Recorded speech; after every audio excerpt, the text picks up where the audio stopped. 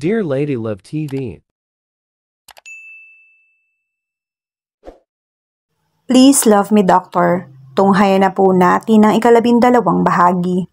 Pagpatak ng alas 7 ng gabi ay naligo na ako at pagkatapos maligo naghanap ako ng walk-in closet ko ng kasuotan.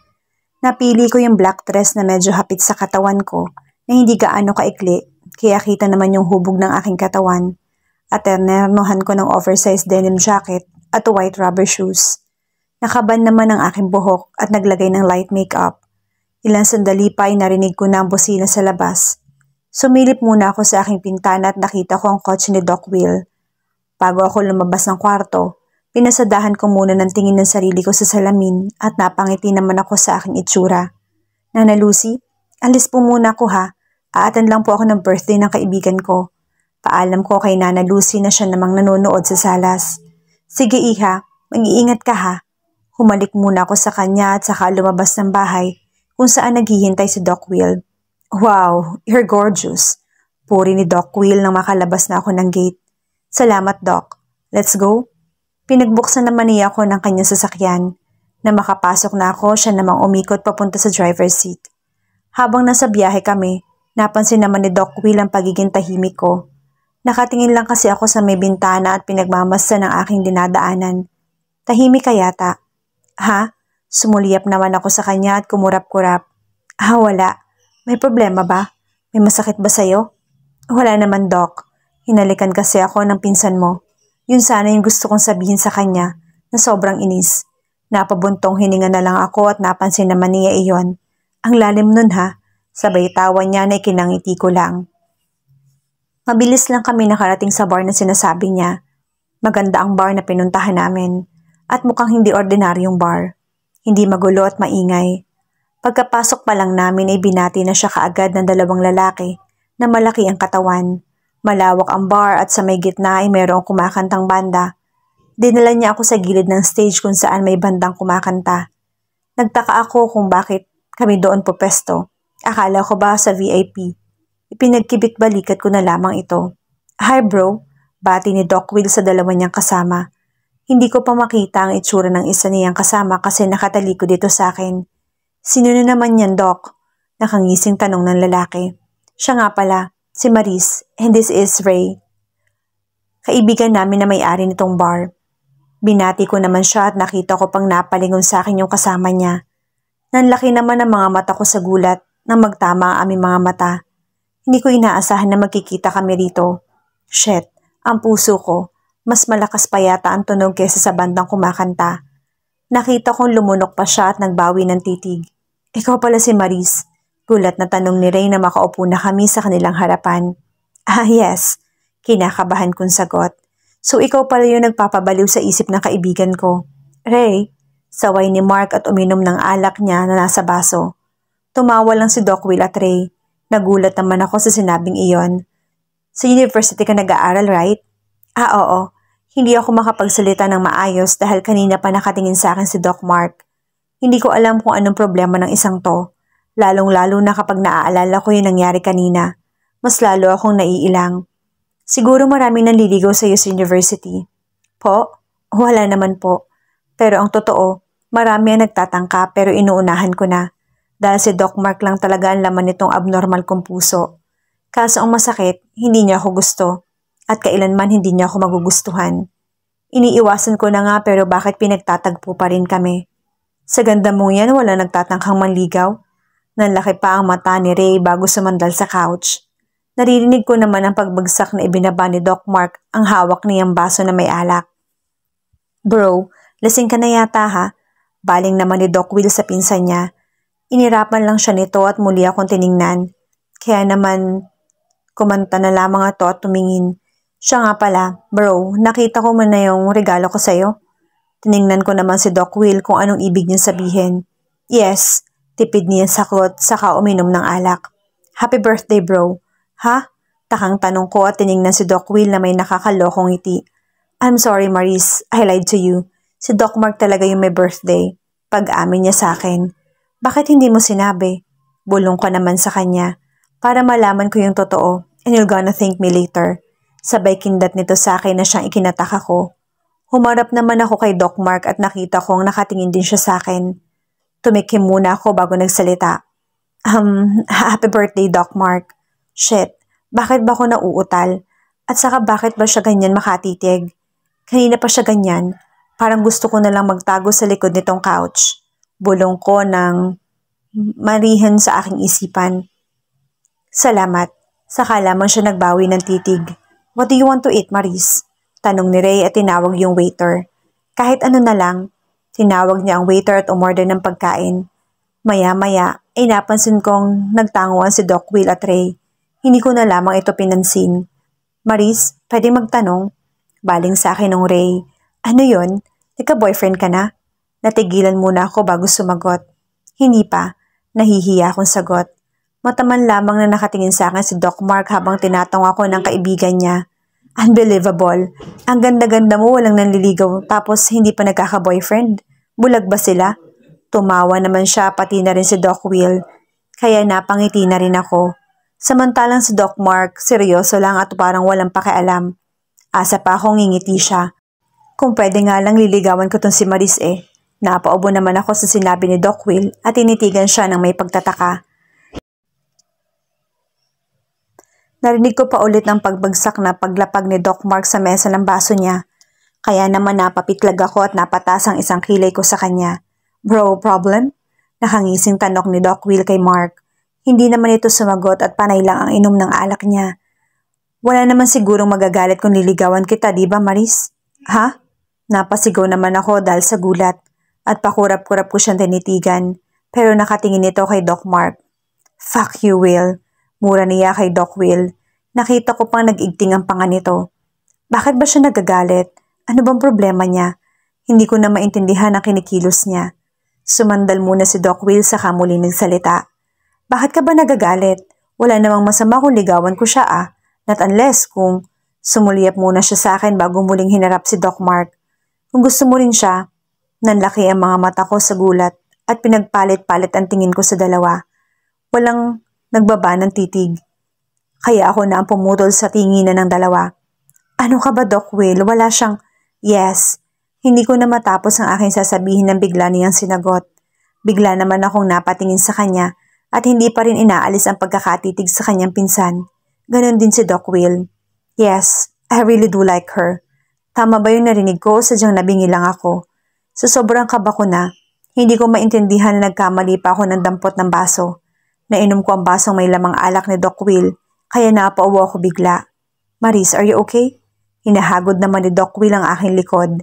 Mabilis na tumayo si Mark at lumapit sa aming pwesto na katapat ko lang. Fuck Maris, what did you do? Akala ko kasi yung juice ko Naiiyak na ako sa kakaubo. Hindi kasi ako sanay uminom ng alak at isa pa bawal sa akin ng alak. Inabutan naman ako ni Doc Will ng tubig na siyang ininom ko. Let's go. Hila ni Doc Mark sa kamay ko kaya napatayo ako sa aking kinauupuan. Teka, saan tayo pupunta? Sige bro. We're going home. Nagkatingin na naman si Doc Will at Ray sa kangumiti. Siguro naman mapapanatag ka na niyan. Huling sinabi ni Doc Will sa kanya. Saka niya ako hinila palabas ng bar. Nasa labas na kami ng bar nang hilahin ko ang aking kamay na hawak niya at hinarap siya. Ano bang problema mo ha? Singhal ko sa kanya. Hindi na kita maintindihan Doc Mark Hindi ba hindi mo naman ako gusto? Ano yung sinasabi mo kanina ha? I never told you that I didn't like you Maris. Hindi mo nga sinasabi pero pinaparamdam mo sa akin na hindi mo ako gusto. Tapos kanina bigla mo na lang akong hahalikan sa elevator para ano, ha? Hindi ko na napigilan at pumatak na ang mga luha ko sa sobrang sama ng loob. Maris, wala akong sinasabing hindi kita gusto. Sa tuwing tatanungin mo ako kung gusto kita, hindi kita sinasagot kasi hindi ko pa alam ang sagot sa tanong mo. Hindi pa ako sigurado sa nararamdaman ko para sa'yo ng mga panahon na yon. Dahil ayoko magkamali. Gusto ko sigurado na ako sa nararamdaman ko sa'yo. Until one day nang umalis ako sa school at bumalik na ako sa ospital. Hindi ko na naiintindihan ang nararamdaman ko sa'yo. Araw-araw akong dumaraan sa school mo para lang makita ka. Tapos nakita kitang basa ng ulan noon at naghihintay ng masasakyan. Kaya yun na yung pagkakataon kong kausapin ka. Kaya dinala kita sa kondo ko. Kaya lang hindi ko nasabi sa'yo yung mga dapat kong sabihin. I was confused that time. But this time, Alam ko na kung ano yung nararamdaman ko sa'yo. Dahan-dahan siyang lumapit sa akin at hinawakan ang magkabilang pisngi ko. I was dumb in love with you, Maurice. Mahal na mahal kita. Sa sinabi niyang yon ay doon ako humagulhol, kaya niyakap niya ako ng mahigpit. Don't cry, please. I'm sorry if I hurt you that way. I promise, I won't hurt you anymore. Pagkasabi niyang iyon ay humiwalay siya ng yakap sa akin at tinitigan ako. Pinunasan niya ang aking mga luha gamit ang kanyang hinlalaki at hinalikan ang aking noo. I'm sorry. Will you forgive me? Tumango lamang at muli ko siyang niyakap at hinalikan ang buhok.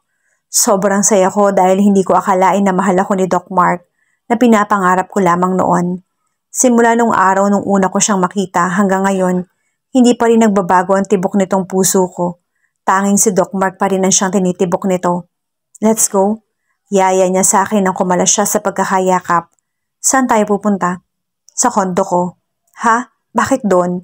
Kinakabahan kong tanong sa kanya. Remember, birthday ko ngayon? Oo nga pala. And I just want to spend the night with you.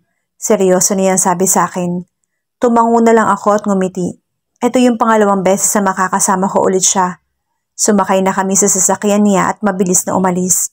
Habang bumabiyahe kami, hawak niya ang kaliwang kamay ko at ang isang kamay naman niya ay nasa manibela. Mahigpit ang pagkakahawak nito sa aking kamay na tila ayaw ng bitawan. Lihim akong napapangiti kasi may ganitong side pala si Doc Mark. Hindi ko akalain na mangyayari mismo sa akin to. Sobra-sobra ang saya na nararamdaman ko ngayon na ayoko nang matapos. Na makarating kami sa kondo niya, pinark niya ang kanyang sasakyan at naunahang bumaba sa akin. Pinagbuksan niya ako ng pinto at inalalayan makababa. Hawak pa rin niya ang aking kamay hanggang makarating sa elevator. Pakiramdam ko mahihimatay ako sa sobrang kilig. Hindi ko maintindihan, parang tinatambol yung puso ko ngayon. Na makapasok na kami sa loob ng kondo niya, hindi niya pa rin binibitawan yung kamay ko. Hinapit niya ang bewang ko at niyakap. Napasinghap naman ako sa kanyang ginawa. Pakiramdam ko malalagutan ako ng hininga sa mga oras na to. Let's stay like this for a while. Pagod ka? Pero ngayon hindi na. Yakapin lang kita, ayos na ako. Lihim akong napangiti. Sana hindi lang ito panaginip. Kasi kung panaginip lang to, ayoko nang magising. Maya-maya ay kumalas naman siya nang magkayakap sa akin at hinarap ako. Kala mo hindi ko pa malilimutan ha? Pinanliitan naman niya ako ng mata. Ang alin? Bakit mo binigyan si Will ng cookies? Ano yon? Ayun ba? Napangiti naman ako sa itsura niya na halatang nagsiselos. Naisipan ko namang mas asarin pa siya. Kasi hinatid niya ako, pasasalamat ko yun sa kanya. Hindi mo naman kailangan gawin yon. Nakita ko pang umirap siya. Saka isa pa, kaibigan ko na rin naman siya. Mabilis siyang napatingin sa akin at inaasan ako ng kilay. Pinipigilan ko namang mapangiti na halatang nagsiselos. How come? Nung una ko siyang makilala sa ospital. Salubong na ang kilay niya at hindi man lamang tumitingin sa akin. Actually, para sa'yo talaga yon. Bigla namang nagbago yung ekspresyon niya nang marinig niya mula sa akin. Papunta talaga ako sa office mo noon para ibigay sa'yo yon. Kaso nakita ko kayo ni Miss Andy. Tapos nakita ko pa kung paano kang umiti sa kanya. Malungkot kong wika na ikinanguso ko. Nakita ko naman siyang napangiti na parang gusto pa niya akong magsalita at nang may marinig pa siya. Inihilig naman niya ako sa kanyang dibdib at narinig ko pa kung gaano kabilis yung tibok ng puso niya. Pumunta si Miss Andy doon para magpaalam. Bakit daw? Nanatili pa rin ako nasa kanyang dibdib. May offer daw kasi sa kanya sa London kaya nagpasya siyang tanggapin yon. Umalis naman ako sa pagkakahilig. Bakit kailangan niya magpaalam sa'yo? Hindi ka agad siya nagsalita at tinitigan lang ako. Unti-unti naman sumilay ang ngiti siya, kanyang mga labi. Are you jealous? Hindi Yes, you are. Hindi nga ako nagsiselos, tinatanong ko lang. Ako naman ang umirap sa kanya. Kinuha naman niyang isang kamay ko at pinagsalikop niya ang aming mga kamay. You don't have to get jealous because I already told her na may mahal na ako. May kung anong naramdaman ako sa aking puso. Gusto kong magtatalon sa tuwa. Buti na lang napigilan ko pa. Saka kapag nagpagawa si Will sa'yo ulit ng cookies, wag mo nang igawa ha. May halong inis niyang himig. Ano naman, kaibigan naman namin ang isa't isa. Kahit na, saka pwede ba wag kayo masyadong close? Bakit? Saka mabait naman yung pinsan mo ha. Isa pa masarap siyang kasama, palagi pang nakangiti. Pinagdidiinan ko talaga yung salitang nakangiti. Sa kababaero yon, kung yun lang ang pinoproblema mo di palagi ko nang ngingiti sa'yo. Natigilan naman ako sa sinabi niya.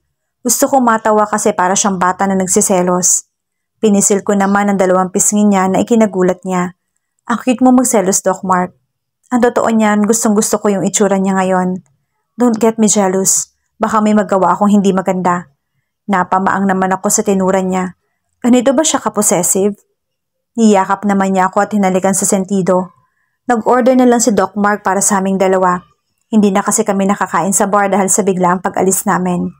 Pagkatapos namin kumain, pumunta na rin kami sa kwarto. Pinagpalit muna niya ako ng damit. Pinahiram niya sa akin yung white t-shirt niya at pajama. Nakasya rin naman sa akin. Kakalabas ko lang ng banyo na makita ko siyang inaayos yung kama. Saan ka matutulog? Nauutal kong sabi sa kanya. Dito. Walang paligoy-ligoy niyang sagot. Pinanlakihan ko naman siya ng mata at kunwari umubo. Tabi tayo? Yes, why? Nakita ko naman ang pilyo niyang ngiti. Dahan-dahan siyang lumapit sa akin na siya namang ikinaatras ko. Nararamdaman ko na lang ang pader sa aking likuran. Tinukod naman niya ang kanyang palad sa pader at yumuko para magpantay kami. Afraid? Nakangisi niyang tanong na ikinaiwas ko ng tingin. Hindi Shit. Sobrang lapit naman ang mukha namin, hindi ako makahinga ng maayos. Then why are you acting like that? Hindi pa rin niya inaalis ang titig sa akin. Madilim sa kanyang kwarto. Tanging isang lampshade lang ang nakabukas. Ano kasi? Doc Mark, ang lapit-lapit mo, hindi ako makahinga. I heard him chuckled. Hinapit niya ako sa bewang na ikinasinghap ko at niyakap ako. Ang bango-bango niya. Parang gusto ko siyang laging yakapin. Sinubsob ko naman ang mukha ko sa kanyang dibdib. Let's sleep, babe. Don't worry, wala akong gagawin sa'yo. Nagulat naman ako sa tinawag niya sa akin. Kaya naman tiningala ko siya. Babe? Ayaw mo? Hindi naman. Tipid siyang umiti. Umupo siya sa gilid ng kama at tinapik niya yon para humiga na rin ako. Sumunod naman ako at nahiga. Come here, babe. Lumapit ako sa kanya at inuna niya sa akin ang kanyang braso at niyakap niya. Nakasubsob naman ako sa kanyang dibdib. Nagustuhan mo ba yung red roses? Napaangat naman ako para tignan siya. You mean, yes, it's me. Pinanlakihan ko naman siya ng mata dahil sa gulat. Ikaw yung MM? Yes, it's me. It's my initial. Bakit naman hindi ko naisip yon? Sa bagay ni minsan hindi sumagi sa isip ko na kaibigan ko siya at bibigyan niya ako ng bulaklak. Dahil ang alam ko hindi niya ako gusto. Hindi mo ba naisip na ako yon? Paano ko naman maiisip yon? Kasi sa pagkakaalam ko hindi mo ako gusto kaya hindi sumagi sa isip ko na ikaw yon. I'm sorry. Natakot lang kasi ako. Wala kasi akong lakas ng loob para sabihin sa'yo. Niyakap ko na lang siya ng mahigpit at parang ayaw ko ng pakawalan na sana lagi na lang ako nasa mga bisig niya.